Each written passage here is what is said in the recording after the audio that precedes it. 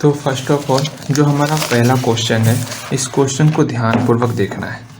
इस पहले क्वेश्चन में जो हमको दिया हुआ है उसके बारे में जानना है और हमको जो निकालना है पहले उसको समझ लेना है, उसके बाद आगे सॉल्व करेंगे।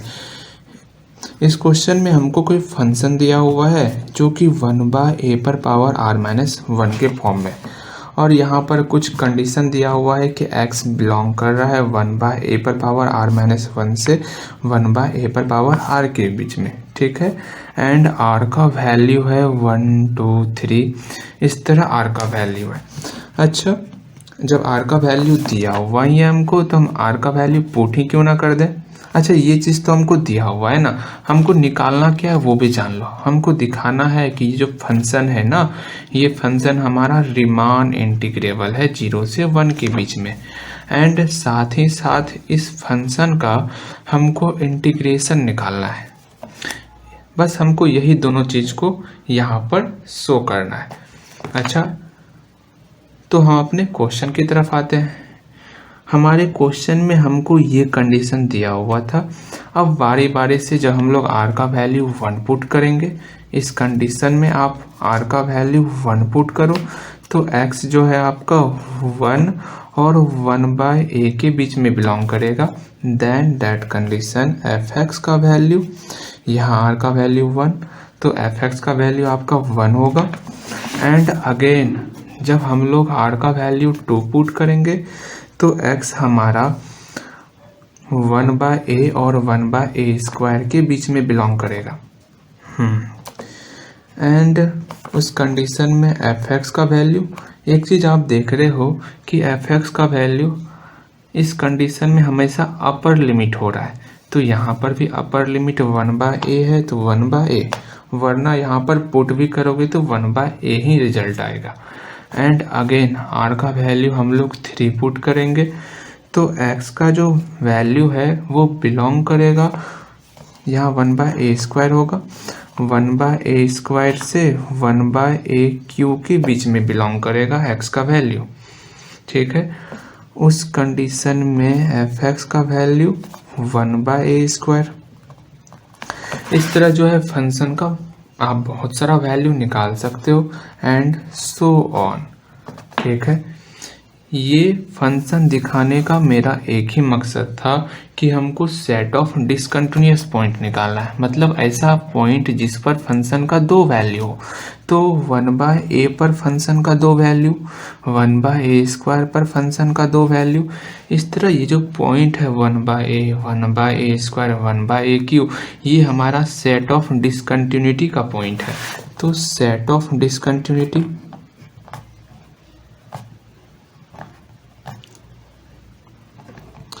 तो सेट ऑफ डिसकंटिन्यूटी में कौन कौन सा पॉइंट आ गया, 1/a, 1/a², 1/a³, इस तरह मेरा पॉइंट जो बना वो हुआ सेट ऑफ डिसकंटिन्यूटी का पॉइंट।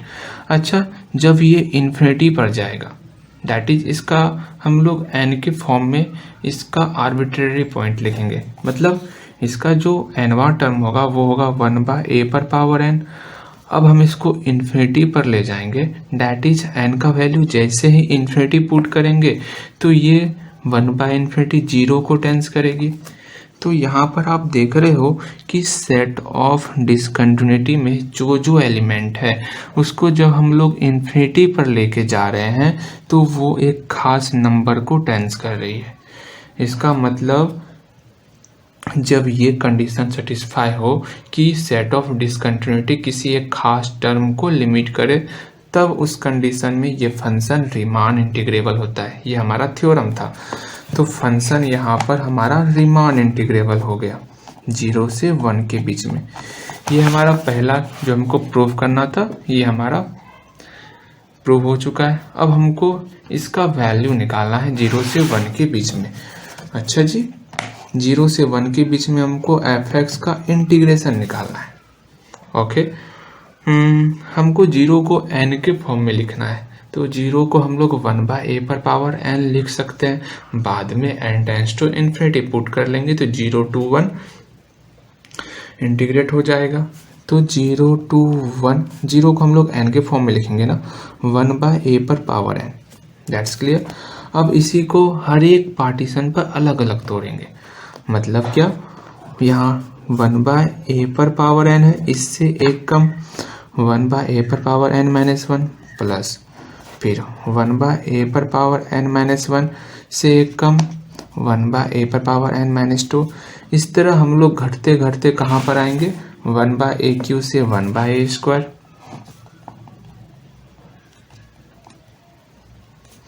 एंड 1/a² से 1/a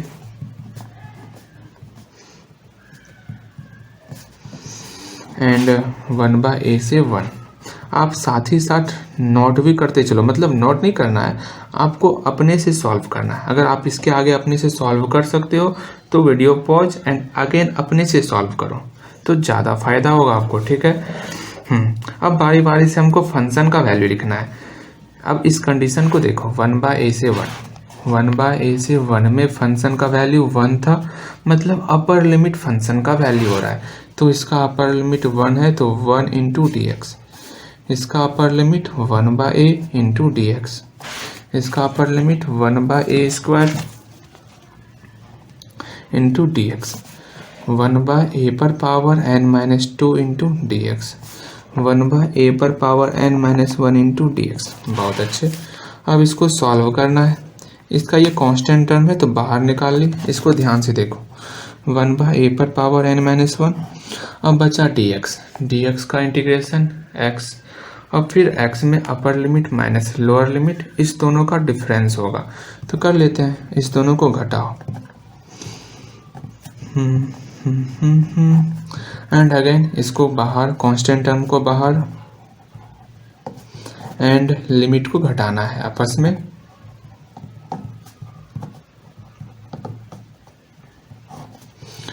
कांस्टेंट टर्म बाहर, लिमिट घटाना है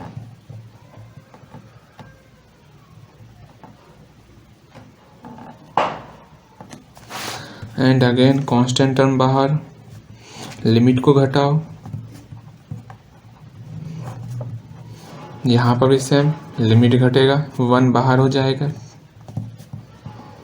अब यहाँ समझना है, बस यहाँ थोड़ा सा समझ लो, हम इस टर्म को लेकर समझते हैं। यहाँ क्या, 1/a माइनस 1/a², इसका एलसीएम a², a से a² डिवाइड करोगे तो ऊपर पे जो न्यूमरेटर होगा वो होगा a माइनस 1। इसी तरह सब में आपका न्यूमरेटर a माइनस 1 ही होगा और एलसीएम जो है ये वाला टर्म हो रहा है, मतलब ये वाला टर्म एलसीएम, ये वाला टर्म एलसीएम, आपका इस तरह सबका एलसीएम होगा। अच्छा सॉल्व करो, समझ में अच्छे से आएगा। आगे में ये था, इसको हूबहू लिख लो एंड अगेन इसका जो एलसीएम होगा ये टर्म होगा a पर पावर n, ऊपर पे a माइनस 1 ही होगा एंड अगेन इसी तरह सब में करना है आपको।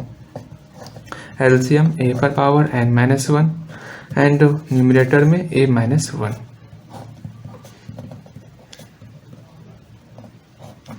एलसीएम a³ एंड न्यूमरेटर में a माइनस 1, ठीक, plus 1/a, LCM a² a minus 1 plus a minus 1।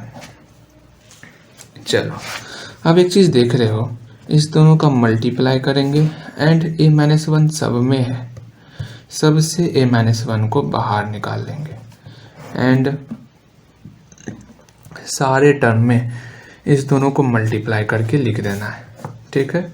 चलो इस दोनों को मल्टीप्लाई कर लो, 1/a पर पावर n इंटू a पर पावर n माइनस 1 प्लस फिर इस दोनों को मल्टीप्लाई, ये तो आपका बाहर आ चुका है, a पर power n minus 1 into a पर पावर n माइनस 2। इसी तरह सब में करना है आपको, a³ इंटू a², यहाँ पर देखो a² into a, 1/a, dot dot कहाँ चले गया, यहाँ था डॉट डॉट ना। अब जो है क्या करना है वो देखो, अब इसको उलट के लिख लेना है, ठीक, उलट के लिखो तो 1/a and 1/a³, 1/a5 power 5 है प्लस इस लास्ट टर्म को लिखो 1/a पर पावर 2n माइनस 1, इसको भी लिखोगे तो इसको भी अगर लिखना चाहते हो तो 1/a पर पावर 2n-3 लिख सकते हो आप, कोई दिक्कत नहीं है, ठीक। एंड अगेन ये आपका जीपी सीरीज में आ गया, जीपी सीरीज है और सबका देखो रेशो 1/a² हो रहा है। तो यहाँ पर फॉर्मूला हम लोग अप टू इन्फिनिटी टर्म का लगाएंगे, मतलब इसको इन्फिनिटी कर लेंगे, तब आसानी से a/1 - r फॉर्मूला लग जाएगा। तो taking n tends to infinity, taking n tends to infinity, जैसे इन्फिनिटी पुट करोगे तो सारा वैल्यू तो इसी का निकाल रहे हैं, तो 0 to 1 हो जाएगा। 0 to 1 f(x) dx equal to, अब इसमें n टेंड्स टू इन्फिनिटी आ गया। चलो बुलावा, चलो ये पूरा अप टू इन्फिनिटी टर्म जाएगा। और जान रहे हो जैसे ही ये इन्फिनिटी टर्म पर, मतलब जैसे ही ये इन्फिनिटी टर्म पर आएगा तो ये आपका करीबन करीब 0 के बराबर हो जाएगा, ठीक। अप टू इन्फिनिटी टर्म, ठीक। वो तो जान अंडरस्टूड है कि वो 0 को टेंस करेगी, वो आप जान रहे हो। एंड यहाँ पर इसका फॉर्मूला पुट करेंगे, तो फॉर्मूला पुट करो। देखो क्या होगा रिजल्ट, मैं सीधा इसको सॉल्व कर देता हूँ, ठीक है, बाकी आप कर लोगे। a-1 इसमें a 1/1 - r का वैल्यू क्या है, इसका डिफरेंस 1/a²। चलो 1/a/a² -1/a², ये कैंसिल, तो यहाँ पर a-1 गुना क्या हो गया, a ऊपर गया बटे a² - 1, a² - 1 मतलब a-1 into a+1, formula put किए, a² - b² का a - b इंटू a+b।